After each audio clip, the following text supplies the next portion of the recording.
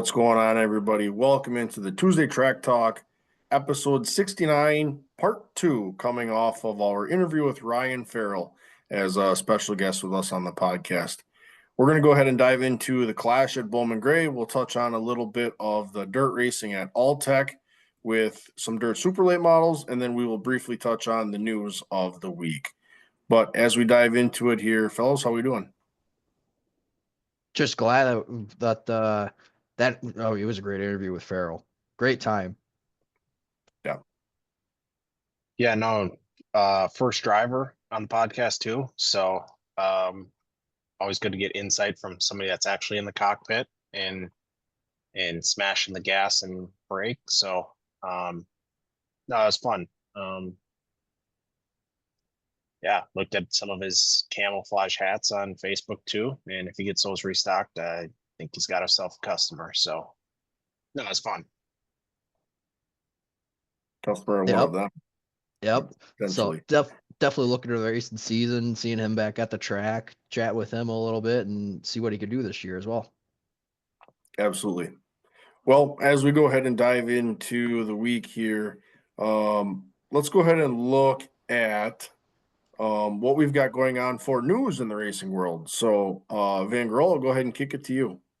Yeah, so starting with some Xfinity news here. Kyle Sieg is going to be full-time for RSS Racing in 25. I can't remember where he was at last year and if this is a new move for him or not. But nonetheless, he will be in the Xfinity Series again this year. Jumping down to ASA Stars National Tour. Kyle Steckley will run with Rhett Jones Racing for the National Tour again. This will be year number 2 for him with the National Tour. I guess I'll take this next one here. Fan favorite, best driver in the business, Derek Kraus, announces he's going to run the ASA Stars Tour, joins Fredrickson and Nason, bringing that Midwest presence and that motto of Midwest is best. So it'll be fun to follow him along here on the tour this year. Jumping to really not IndyCar, but just as Team Penske as a whole. So Tim Cindric has announced that he is stepping down as the day-to-day leader of the entire Penske racing efforts. He is going to step back and focus purely on the IndyCar side of things. So he'll still be the president of the IndyCar efforts over there. I'm going to botch names here. Ron Rzuski will be the managing director for the IndyCar team as well. Michael Nelson will remain on the NASCAR program. And then they have various guys falling into the other racing programs that they got. So again, Tim Cindric still part of the team, just backing off of his efforts.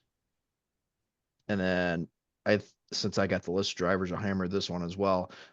More drivers has been listed as far as who will be racing IROC at the Laguna Seca race in mid-August later this year. Or at least a part of the Rolex reunion. Drivers include Jeff Gordon, Mark Martin, Bill Elliott, Ken Schrader, and Bobby Labonte will be making appearances. Danny Sullivan, Scott Pruitt, and Zach Brown were already announced to be a part of the racing group. So some more names that'll at least be in the IROC presence later this year. Absolutely. So that'd be a good field of cars for IROC as they kind of work on a return. I just don't remember if that's an actual race or if it's more of a union type of thing. But nonetheless, guys are getting together. Absolutely. So let's go ahead and touch just briefly on the dirt super late model racing down at Alltech Raceway. As we had the Lucas Oil kind of gets back into swing with their season. I'll kind of kick it to you guys in terms of racing product and the track and kind of going from there. What thoughts do we have in terms of looking at that kind of weekend with the Lucas Oil late models? I'm going to break the PG rating right out of the gate here. We wrecked some shit. That's an understatement. We wrecked some shit here. I mean, and I don't know if it was just the cushion was that rough or the track was that slick or just had a their asses on fire or what it was, but it just seemed like they were wrecking more than they typically do.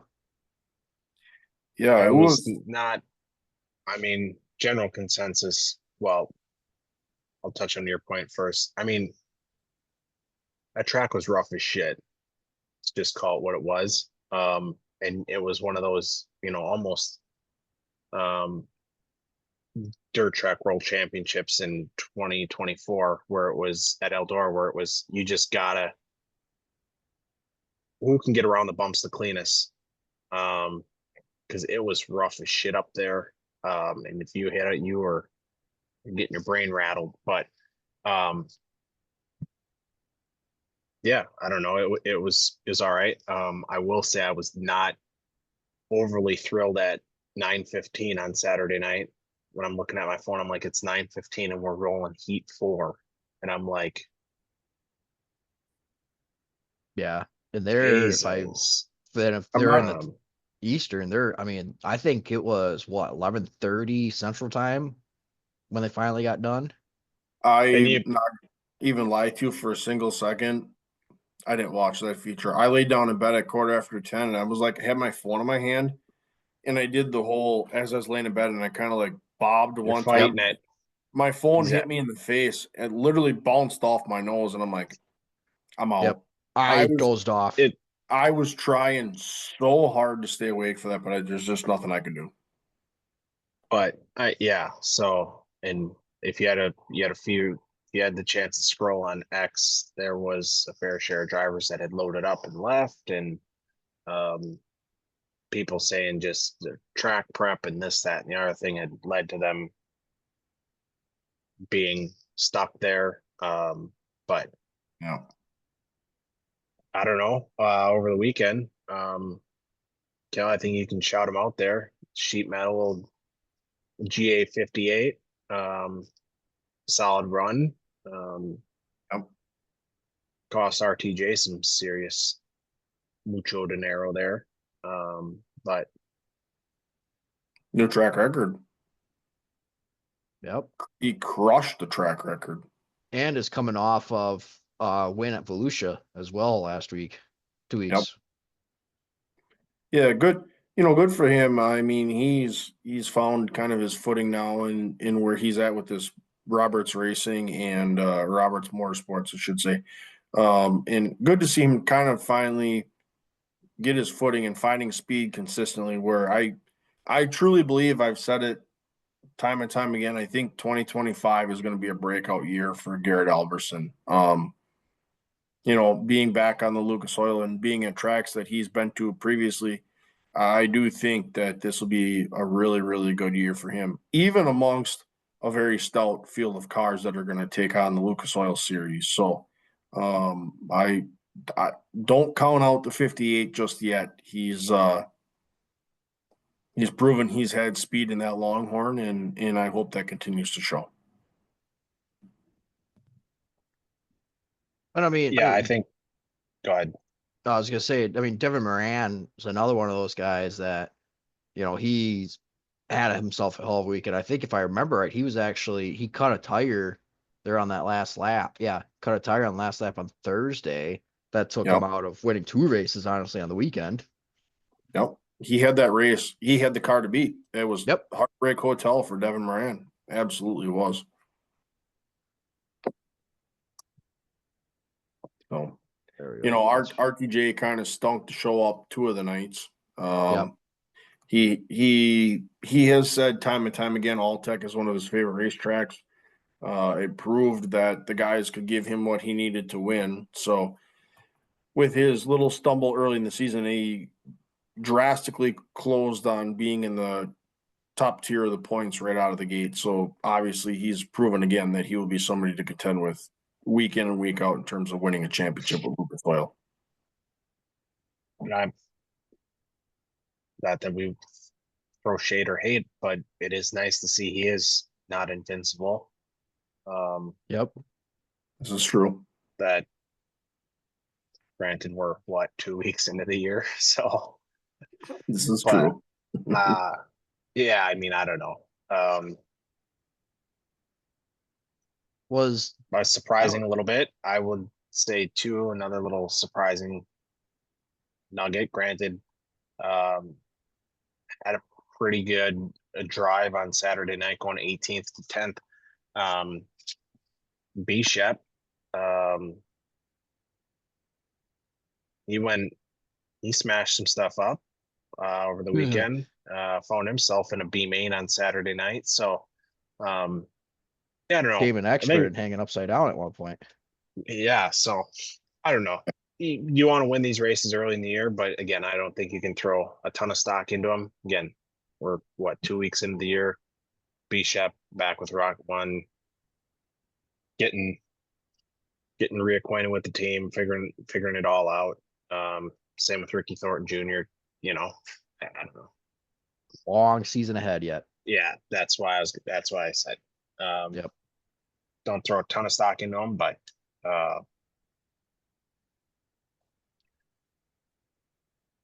there was some conversation too about whether this race needed to get moved. Was it Votto that came into the discussion, I thought?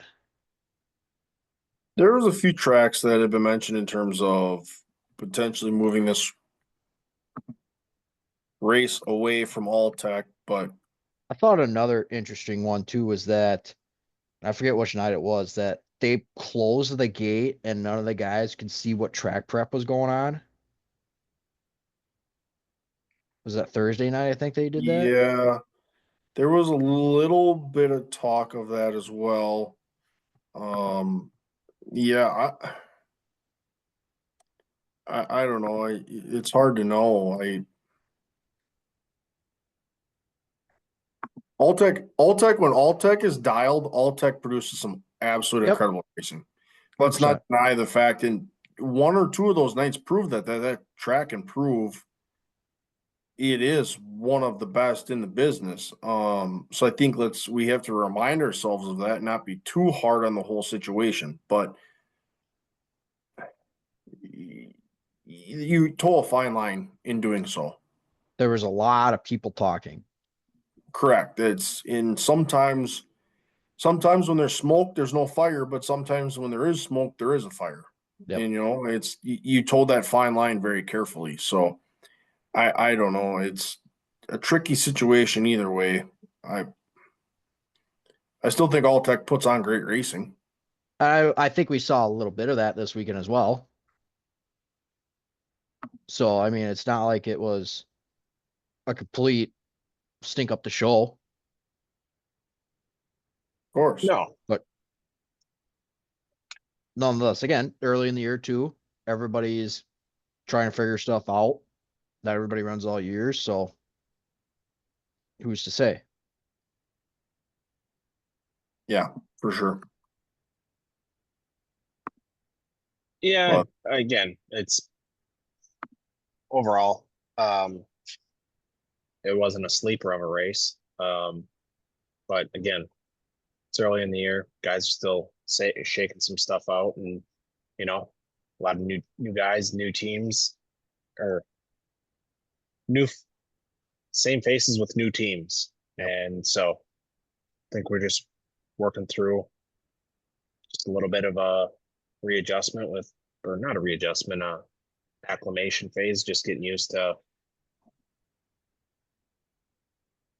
how the team operates and getting on the same page. And again, it's early, but a lot of these guys that are, don't have the results, they'll figure it out. absolutely. Well, that's kind of a little bit of a brief touch on Alltech in terms of Lucas Oil Little Dirt Super Late Model Racing. I think let's go ahead and head over to what's kind of been the highlight of getting the NASCAR Cup Series kicked off in terms of the clash at Bowman Gray. So, obviously a new venue. NASCAR has heavily invested within that facility, and that's great to know that investment will be around to support that weekly racing program there for them. So, on top of that, let's go kind of dive into what was the Clash weekend collectively from Saturday into Sunday. start to finish in terms of practice, last chances, and the big show. So where do we want to start? I'll start. I'll start on Saturday night. I love, and I know you can't do it at every track. It's just the short track field, but I just love the practice in, what was it, four groups, Three four groups. heat, three groups, Either way, and then what was it, four heats or three heats? 4 heats. Yep. Four heats. I love that structure. Now again, you can't do that at Daytona. You can't do that, whatever. But I just love it gives I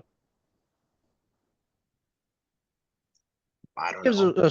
a weekly Saturday night feel. Correct. It gives, we go to a track around here in Wisconsin, it gives that feel to it. And I just think it's awesome that, we have heat races in the NASCAR. So I love the practice, the heat races. I love the structure of it. I love that there's LCQs. Yeah, big fan of it. And again, doing it at Bowman Gray at a grassroots track as well, I think that just adds to it. The big guys are racing on a weekly track on a Saturday night. Yeah, I think even on top of that, so let's go. You talk about the big guys racing on a weekly track at night. Having the two guys that have won, what did they say between the two local guys that won 120 or no, 198 races. 198 races and like 23 or 24 championships between the two of them? Yeah. Having them be invested in it not only brought the nostalgia of short track racing and the format and all of that other stuff, but it also drew the crowd. And even in the crowd, the investment in them both, as those guys are rivals, Yep. having them be a part of that brings that out in it as well, where you didn't have to worry about it not being sold out because that field was so invested in their two guys being there, no matter which side of the fence you sat on. One of their guys was going to be there, and they were going to be trying to make the show in terms of making their cup debut. So I Yep. think even from the short track feel, they had guys that were part of their weekly program that were entirely invested in being in that event as well. So I think the heightened emotion around all of that as well certainly helped too.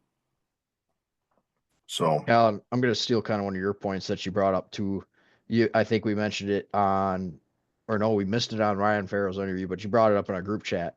The fact that they were pitting behind the athletic center, and you looked in the pit stalls and there's tree lines right behind them. Yep.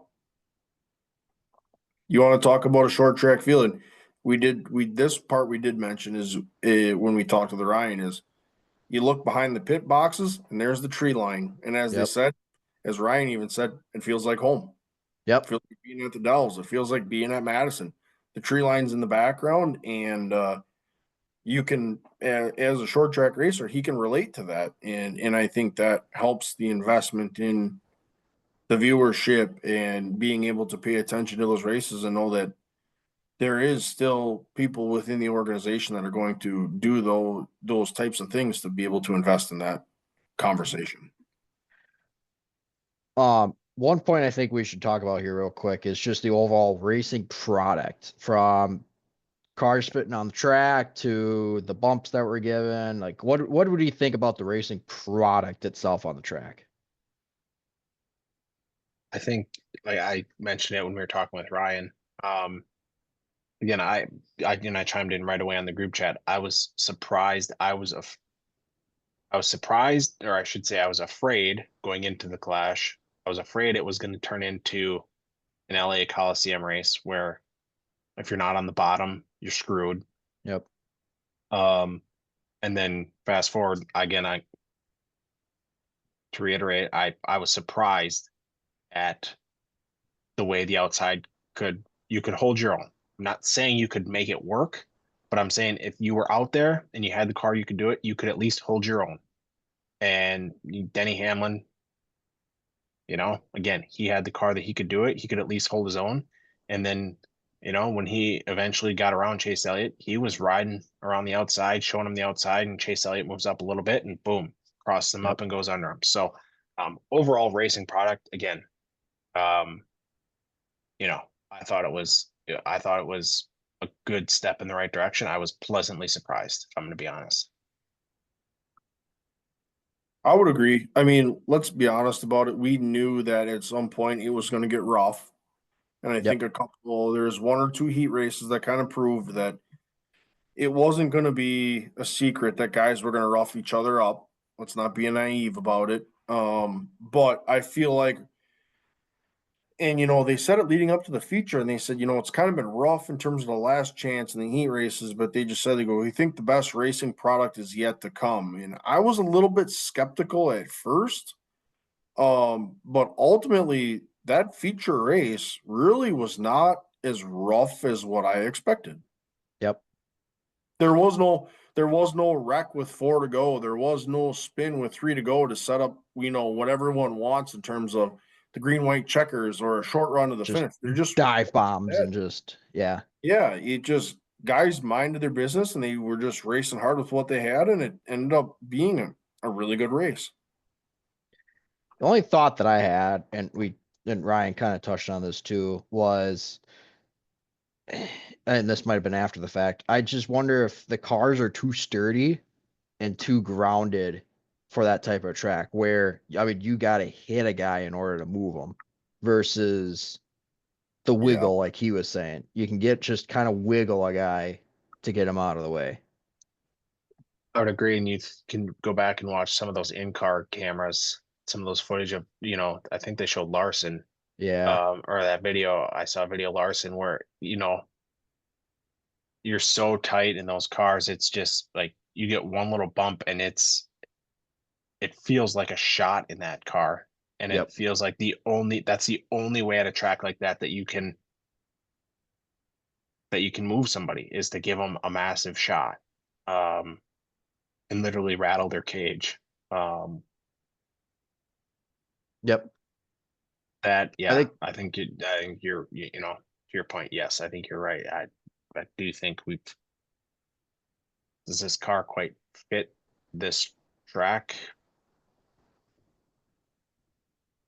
You can not argue. necessarily, yeah. Yeah. Now, I think as a show as a whole, I mean, first off, those grandstands on Saturday were packed. Yep. They were packed, and everybody was they were invested. And I think that's what LA missed out on is that they didn't have the investment of the crowd there. I think we kind of touched on it a little bit in our part one, but I think that going to those short tracks, I think when you talk about it, it reinvigorates that investment into it. It's the big dogs coming to your short track. What does that Yep. do? That's gonna reinvigorate those that maybe have fallen off on the sport a little bit. Hey, I'm gonna go. But in the same sense, those that are still fully invested in and are watching every single week, they're going to be there no matter what. But I think it's maybe some of those people that are, I don't know, they will find a way to get there and be there because they're back to the track that maybe somebody that isn't invested in it owned a car or raced at that place or sponsored a car where they ran for a while. I think it just you can start to draw the crowd of the people that Yep. maybe have fallen away from the sport a little bit, but they're like, all right, you know what? I'm going now. I'm gonna I'm gonna chime in here and give a couple thoughts.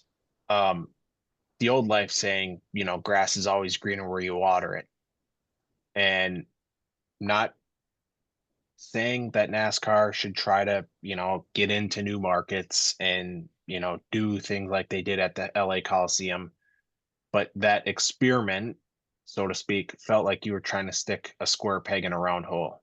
Mhm. And it just didn't feel, dude, we're diehard NASCAR fans, and I don't know who it was, but I don't want to see Ice Cube perform at or whoever performed at the break of a NASCAR race. Yep. That's not NASCAR. Um, and I think, to your point, the fans' investment was clear as day. place is packed and those fans are invested. And if you don't think they're invested, just find a video of them cheering Ricky Stenhouse Jr. on. I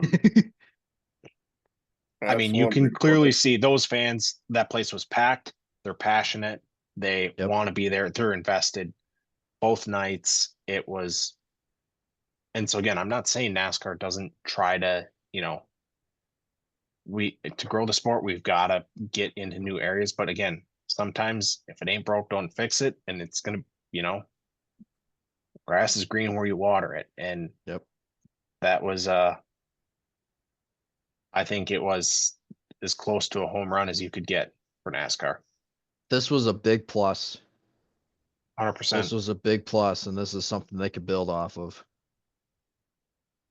In terms of the racing product itself, and I don't want to stir this conversation up too much, I think I would have liked to potentially have seen at the break 4 stickers. Wouldn't be You know, disappointed in that. Yeah. it's a dangerous game to play. It can create a really good racing product, or it The can wreck it. only reason I would be okay with 4 stickers, and maybe this is getting a little too gimmicky, put an invert in there as well. I think if you're gonna stick the invert in, you go from the get-go. Yep, I'm not disagreeing with that. Yep. So But I think you also saw that wear off of those tires yep. too. Blaney. Oh, obviously, yes, thank you for bringing that up. But you go 23-2, but that car could, like, then Harvick preached it on the broadcast. Harvick and Boyer, he could just wrap that curb so much better than them guys. He had it figured out. Looked like he was hitting the gas in the middle of Yeah. the corner. And I wonder, because those are the same tires that they ran at the fall race in Martinsville. So I wonder if that had anything to do with it. But obviously he's good at Martinsville. But I wonder if that race kind of, at least the corners are kind of like a Martinsville. They're flat. They're flat and they're sharp. Yep. Yeah, I don't know. I think that'd be the one part that I would say is, and if somebody is comfortable with what they got on the car because they're not afraid to change the balance, go ahead and we'll start you straight up at the break. Go ahead and leave on there what you got on because you're confident in it. But somebody that's buried deep, you have the Yep. option to put stickers on. I think that'd be the only part, and I don't know, and we'll never know how it played out, but I just wonder that'd be part that I'd go, huh. So here's a counterpart I have, or counterpoint to that, and I'll pose a question. I feel like if you throw stickers on, could you offer 2 stickers, 2 tires? Because if you offer 4 stickers, everybody's coming. Yep. If you don't, you're gonna get freight train. So if you offer 4 stickers, everybody's gonna come. You're gonna roll out the same as you came to pit road. So I could see 2. could you throw 2 stickers in there? And also, at a track like this and, you know, late model scene, grassroots racing, that's what makes these Midwest races so awesome is you have to manage your tires in a 200 lap race. Yep. And even to go on to your point, and the more I think about it, yep, I can agree with 2. And I say, all right, you get 2 stickers. You can put the 2 on any corner you want. You just can't change 4. Yep. Maybe somebody's going to change a right front and a left rear. Maybe someone's going to change lefts. Maybe someone's going to change just the rights. Give them the flexibility and go, here are your 2 stickers. Set them where you want them. Put them where you want them. That's what you get. Yep. Well, fair enough. But I think we can't overshadow the fact too that Chase Elliott was just dominant in that race. I mean, he had a hell of a car. and Denny pushed him at times. Yep. Denny kept him honest, without a doubt. Let's not deny that Denny had a decent car, but Chase Elliott was the class of the field. Yeah. And personally, I think even if there were to have been a restart where Blaney was on the outside or right behind him, I don't think he was getting around him. 2 Yeah. points that, I do feel like one, and not that it's a rarity, but this was a good old classic, the best car won the race, which we Yep. don't always feel like we have in NASCAR, whatever, overtime, this, that, the other thing. But this was a classic case of the best car won the race. And I will say, I just wish Elliot was timing it out perfectly towards the end there. Denny pushed him early, Blaney got to him late. And it just felt like the chips just kept falling, like God was on Elliot's side. It was like, dude, just can we stack up some lap cars too wide and let Blaney get there? It was just, but it just was like lap car straightaway, pick him off. All right, perfect. It was like, dude, come on. And I'm like, Ford, I'm like, get to Gillen, make Elliot work his ass off. Yep. Nope, just I'm like, come on, guys. But Yeah. the dominoes were just falling right in place for Elliot to just pick them off one at a time. And again, I think Blaney, the drive that he had just from 23rd to second, just didn't quite have enough there at the end to really challenge him. It's 2 years in a row he's done that. He did 23-3 last year, did 23-2 this year. Yep. Dude, just don't start so deep and you could get one spot Don't take the damn provisional. Well, yeah, there's that too. 2 years he's taking the provisional. Yeah. So no, I think overall though, I think this was a very good race and it was a very good show. I think this is hitting the grassroots tracks, bring the clash to these tracks. I think this is perfect. Yep. Which we've talked about it a little bit. I don't know if it was with Ryan, if it was recorded or not recorded, but they're already talking about, was Bowman Gray, was this a one-hit wonder? I guess not. I'm just going to post the question to you guys. They're talking about potentially, I saw Brazil potentially. No. They go overseas and watch. So I guess I was just going to pose the question to you guys, do you bring it back to Bowman Gray next year? You both bring it back in 2 years or 3 years? Where do you guys go? Since it's not locked in, where do you guys go with it? I'm definitely not opposed to them going back to Bowman Gray. I also would not be opposed to them to doing a rotation type of thing either. We've brought back North Wilkesboro. We've brought back Bowman Gray. The test at Rockingham went very well. Who's to say that we don't get a rotation going where, all right, we run Bowman Gray for the Clash. We got North Wilkesboro for the All-Star race. Next year, we're going to do North Wilkesboro for the Clash, and we're going to do Rockingham for the All-Star race, and just do a 3-track rotation. And then 1 year, one track gets off. Then just do a rotation. Okay. So, yep, I hear you. I'm going to go back to Cam's point because I think this is the point that, for me, resounds the most.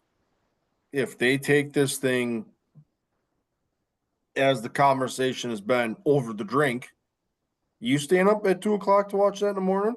No. I'm not. No. I have a hard time watching Formula U. I'm not staying up. We just mentioned it. Lucas Oil was racing at 11:00. I was sleeping. Yep. Like, you want to lose your viewership? Take it somewhere where someone's got to watch at midnight or 1 or 2:00 in the morning. Let's not be naive about it. But even from a viewership standpoint, instead of losing your viewers and going somewhere wild, take it to a place where the short track crowd is going to show up, and they're going to show up in full force. So I think even in that sense, that's twofold. Not only do you lose the viewers stream-wise, go ahead and go to a track where it's going to be packed to the gills. Yeah, it might be smaller, fine. But if NASCAR is going to invest in a short track like they did Bowman Gray, and when they leave, that track is in a better situation because of it, let's go to a short track. Yep. You can go up and down the road. I mean, North and South Carolina are the racing central of the world. Let's not be silly about it. Yep. There's a couple short tracks down there that they could stick stick the money into it like they did Bowman Gray and say, hey, we're going to keep you around and we're going to make sure that you're taken care of so that your track doesn't fall off like a lot of tracks have. And we're going to get people to stream it, where if you go really wacky, you might be twice in the bad. Yep. Cam, I think you brought this up in the off recording part of it. Hickory. Yep. That'd be a Wouldn't good hate one. it. No, They already have national tour races there for the super late models. Cars Tour runs there regularly. You can even go to a place like Owasso where Yeah. you start to talk about weather a little bit, but how much money in investment have the owners and promoters of that place stuck into the facility to make it an awesome place? Let's find a place where they're investing in it, but then let's bring the big guys here. It's still a short track, but Yep. places that are trying to do everything they can to keep these races or racetracks around. You know, if we want to capture the West Coast California crowd, we should say we don't go to Kevin Harvick's racetrack, Kern County. Yep. Go to Kern County and go a week earlier. Then you have 2 weeks. Yep. I get it. It's a haul. We can find a way to do that. I understand you're fighting with the NFL a little bit in terms of conference weekends, whatever. But I do think that there are avenues that could be explored to invest in short tracks to make sure they are around, but also getting the crowd there that will enjoy it and be invested in it. Yep. Yeah, I mean, at this point, we almost do Slinger. The weather holds like it was on Saturday. Little Saturday afternoon, mid-30s. Just put some studs on the tires. It'll be fine. But no, yeah, I don't know. Like you said, Kellen, I think it's a twofold. I mean, if you take it someplace, that's more of a question mark, you risk losing viewership, you risk, I guess that's anything with life. If you don't risk it, you'll never know. But again, I think this weekend just proved it's grass ain't always greener on the other side. It's green where you water it. And these people, like, you cannot help but watch any fans this past weekend and just be like, they were diehard fans. The place was packed. They were showing their true colors. Like, that is what the short track scene is about. The big camera was definitely not going to get away from showing a bird on camera. That's for sure. 100%. But short track field tube fans right on top of racing.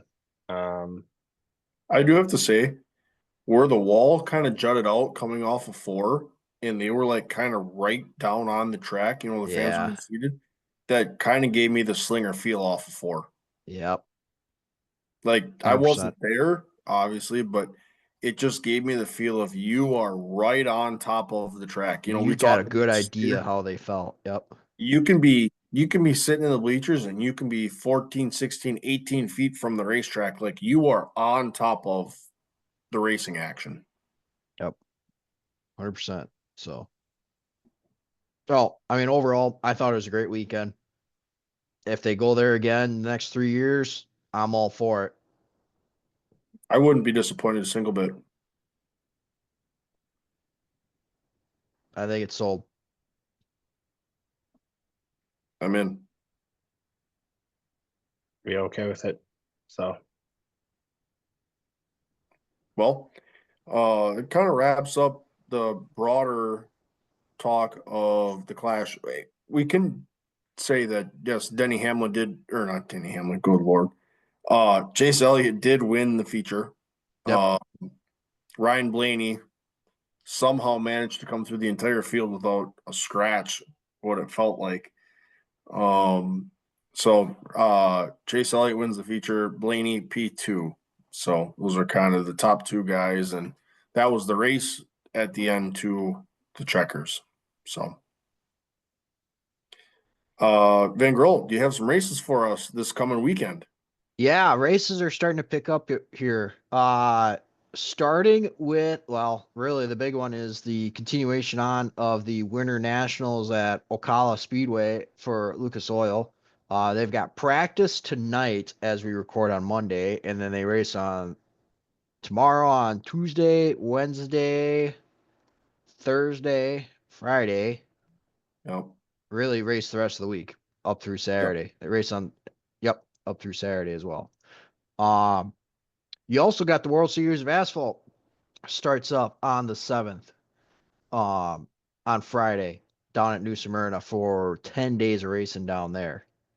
Or sorry, 9 days of racing down there. Um, World Outlaws gets back into action as well. The sprint cars will be at Volusia for the Dirt Car Nationals at the Federated Auto Parts Dirt Car Nationals at Volusia. They're going to be racing for some Gators there. Cars Tours West Series is also going to be racing. They're at Havaso 95 Speedway. The Icebreaker, a late model stock track special, is going to be at Florence Motor Speedway for the Icebreaker. That is, we got that on there twice actually. And then USAC also in action at Volusia as well this weekend. So a couple more races coming onto the schedule. Like seeing those colored segments on the schedule getting bigger and bigger as we start to go. So always good to see more racing picking up as we start to get into the middle of February. So cool. Well, any final thoughts as we kind of wrap up? Little dirt racing, the Clash schedules. Yeah, two quick hitters here. I didn't see. Do you guys have content for next week? If not, I got some ideas. I think next week, 3-year tradition, we might as well pick our final four for the Cup Series, talk a little Daytona preview, and then also plug here, we are going to get the NASCAR Fantasy fired up. Yep. That is vastly approaching, so get your mind right for your setups and figuring that out. So just two plugs. I think next week, I think we should talk some little Daytona preview, bold predictions for the Cup Series 2025. Yep. And then also be on the lookout on all socials for NASCAR Fantasy and join the league and get your tail kicked by the old gas man. I'll say somebody had Ty Gibbs as their pick for the Clash this weekend. Wasn't me. First overall pick too to boot. What's that? He got some air this weekend. Yeah. Ear time. Yeah. So that's off to I a rough didn't do start. points That's yet, okay. but yeah. That's okay. It's long season. It's only February. We're all right. I'm feeling we're okay. So, well, as we go here, obviously, if you haven't checked out the part 1 of this week's episode in our interview with Ryan, it was a great conversation. Great to have him on. We're glad he could join us. Stay tuned as we start to get ready here. We will have the Fantasy League created and posted. When we get that posted, we'll be sure to blast that out on all of our social medias. As always, we thank you for the likes, listens. If you're not subscribed, be sure to hit the subscription, hit the bell. You'll know when all of our content comes out, whether it be episodes or shorts from being at the racetrack. And stay on the lookout for everything social media related in terms of racing. But until then, we'll see y'all next week on the Tuesday Track Talk.